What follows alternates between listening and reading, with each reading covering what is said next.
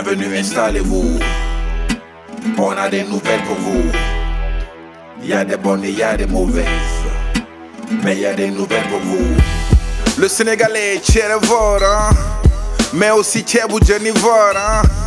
Mais il y a une chose qu'il adore par-dessus tout, c'est le pain. Bonne nouvelle pour les panivores, le prix du pain a baissé, il est à 150 francs. Croyez-moi, il n'y a pas que les serrures qui vont être contents. Bref, Manga accusé par Toubabou Dior de cacher Malaki, destiné aux anciennes gloires, hein? 40 millions ont disparu des coffres forts. Selbe même n'a pas pu voir clair dans cette sombre histoire. C'est au tribunal que le face-à-face va continuer. Y aura-t-il 4 appuis ou chaos? C'est le combat de l'année. Bref, 31 mai, jour de congé des fumeurs, journée internationale de repos pour les poumons des enfumeurs. Bref, le délaissage est une maladie saisonnière. Les symptômes sont des coupures de courant très régulières, accompagnées de hausse et de baisse de tension. Voici les prescriptions du médecin pour la prévention. Prenez une lampe et une bougie dès qu'il fait noir, et un groupe électrogène matin, midi et soir. Bref, mais comment donc venir à bout de ce tueur en série qui sévit à Goulombo? 25 morts et l'hippopo est toujours debout. Qu'est-ce qu'on attend pour lui envoyer l'armée ou même des commandos? Bref, Omar Sankaré crée la polémique, échappe de justesse à une fatwa de la communauté islamique. C'est pour ça qu'il revient s'excuser en courant après avoir écrit qu'il y a des erreurs dans le Saint-Coran. Bref, en France, Le Pen n'aime pas les noirs, ni les juifs ou les immigrés, il n'aime pas les voir. Contre l'immigration, il préconise l'Ebola, mais on n'en parle pas comme la quenelle de Dieudonné Mbalambala.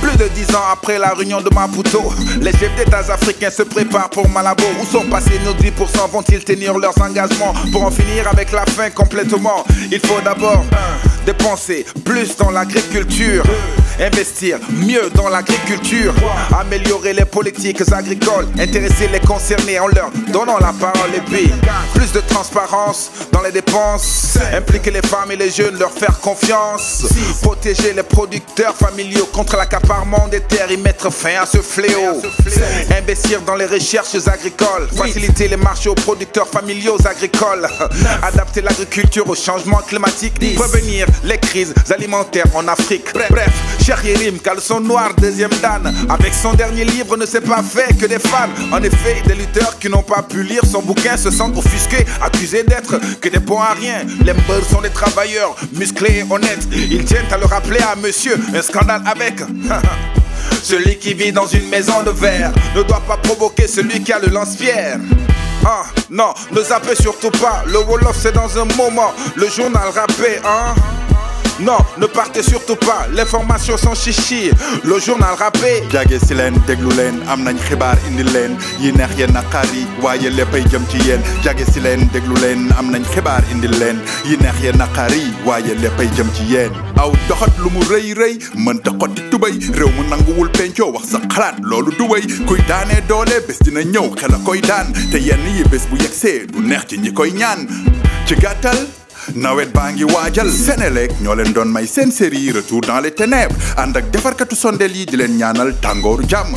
Senelec ñoo koy dagatee gannaaw super maki lekk gi moom du ko fowee wàññi na mburu ba fanweer lii nuñ koy woowee du muur muraa kela léegi ñu dund ne ay boss yeewu suba def pain beurre guddi ñu reere sos ñu dem ba Gulumbu ca Kolda ab leebar jaxase dëkk ba ne ca dex ga di leen jaay peegar Horatio men l'enquête homicide volontaire ñaar fukk ak juróom la rayagum léegi nag c'est la guerre. kii moo lekk coow professeur Sangaré bindi téere jàngale ne alxuraan bi daal am na naka sudul noonu fa la xeer yi tàmbalee dellu na gannaaw baalu bi sëñ Seck oustaz si njàngale. keneen kiñ tëggal combat Cheikh Yérim Seck Cheikh le beau le magnifique avance su mbër yi la lekk moo ne woon lamb ci jaruñul réew mi def ñu galgal poids lourd yi song nañ ko kurpañ yaa ngay dal lamb ba tey waaye bi yoon ci tribunal ba tubaabu joor ak manga ci combat final ba 50 millions ya woon ya leen fi wàdd mayoon mu ne manga da leen jaxabal ñu lewtoo ji ko ca yoon. bitim réew France pays des droits de l'homme blanc fa ñu xeexee jëdoo di tàccu ay raciste col blanc xaj bu bon bi Le Pen waxati di provoqué ne immigration africaine Ebola mën na ko stoppé. mbay mi la ñu tëjee gannaaw njiiti réew yi Afrique ne at mi atum xeex la am kaaraange ci ak xiif waaw foog ñu farlu sunu réew yi gën ci actif baykat yi fekki ndajeg ministre ya ci Éthiopie Addis njàmbat yeñ fa joxoñ ñu jukki ci fukki poñ ñoo ko digee woon waaye mi ngi guddi ñu ngi tooñ yokk li ñu jagleel mbay mi ci budget yu leer sedd xiifu suba donte du añ du reer koppar yañ cay dugal dem fa mu war a dugg ñu xoolaat bu baax càmbar lépp lañ cay ndugg aar suuf si ñaax ndaw ñi góor ak jigéen mën ci nekk wàññi wax yokku jëf bay te defar li ñuy lekk journal rappel la woon xibaar yu wóote leer monsieur Xuman monsieur Keyti xibaar yu wóote clair dox daje ci ayu bés xibaar yu wóote leer filig booba ñi ngi taataani xibaar yu wóote clair ñoo ngi ñëw di get down ñoo ngi ñëw di get down xibaar yu leer ñoo ngi ñëw di get down ñoo ngi ñëw di get down xibaar yu clair